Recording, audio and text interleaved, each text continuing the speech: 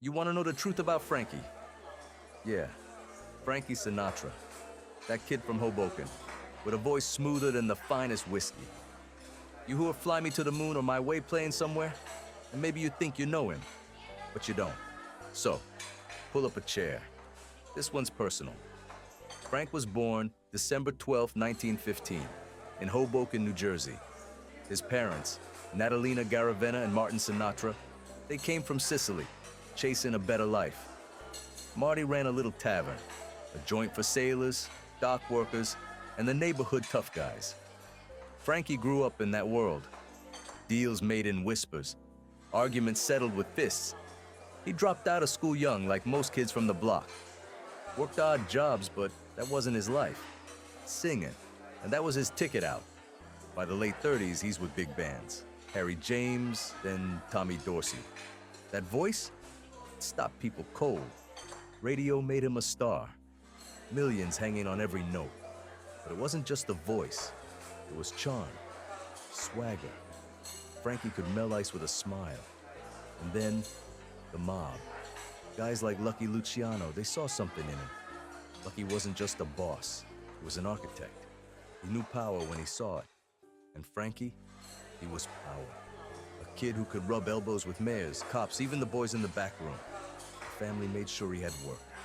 Clubs they owned, doors opening where others found walls. And if someone gave him trouble, they vanished. Frankie was family, not by blood, but close enough. The 40s come, and Frankie blows up. Records, radio, Hollywood. From here to eternity, he wins an Oscar.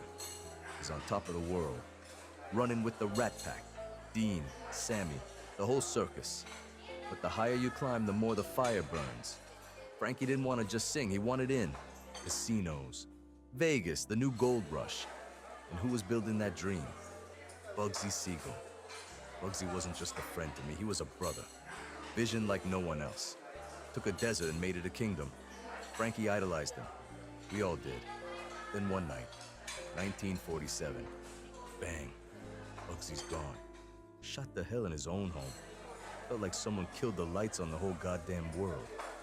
Frankie took it hard, real hard. Vegas. Never felt the same after that. But Frankie kept reaching. That's when things turned dark. The big boss upstairs, he didn't like the noise. Said Frankie was trouble. Too many headlines. A liability. Word came down. They wanted him gone. Just like that. But when it came time, the boss looked him in the eye and said, no. Said killing Frankie would be a sin. Said the world needed that voice. And that song, My Way, it wasn't just music. It was a message, a lifeline. Frankie made it to the end. Died in 1998. Old, tired, but on his own terms. A legend, a survivor, a kid from Hoboken who played the game and walked away wearing the crown. Me? My story don't end that nice. This bar used to be Frankie's old man's joint. Funny how things circle back.